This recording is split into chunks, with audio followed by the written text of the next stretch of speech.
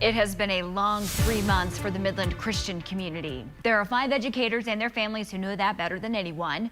We begin tonight with a better understanding of what exactly happened in late January and into February that led to the eventual arrests.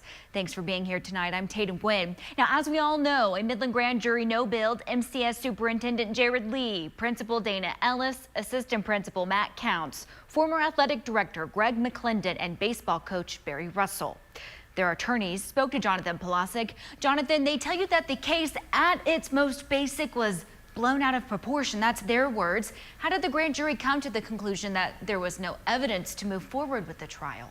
Hey, Tatum. So each of the 2 defense attorneys that I spoke to say that police left out critical information in the arrest affidavits that would have prevented this case from getting so far.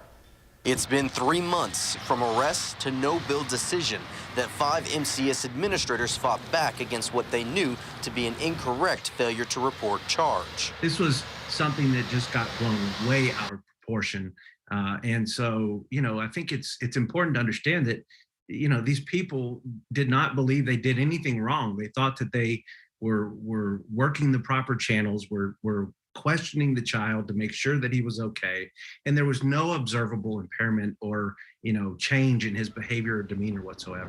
3 months that have severely damaged each of these administrators' images. Mr. Counts would just like his life back. He'd like to get back to work. He'd like to have his reputation back.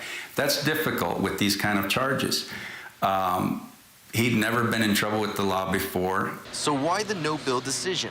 It comes down to what was in, or rather left out, of the affidavit. In this case, there's a big difference in what the officer put in her affidavit, what the detective wrote in her affidavit, and what was actually said in those interviews. During the process, we get to see discovery, we get to see reports, we get to see the actual interviews that were conducted that led this detective to go file this charge. And while this case could come back before the grand jury with more evidence presented, Sellers doesn't believe that will happen. There's not going to be any more evidence. The evidence in this case was overblown to begin with. The child saw a doctor. There was 0 evidence of trauma. There was 0 reason for these people to believe there was a sexual assault. And so I believe that this will be the conclusion of the criminal case for these folks.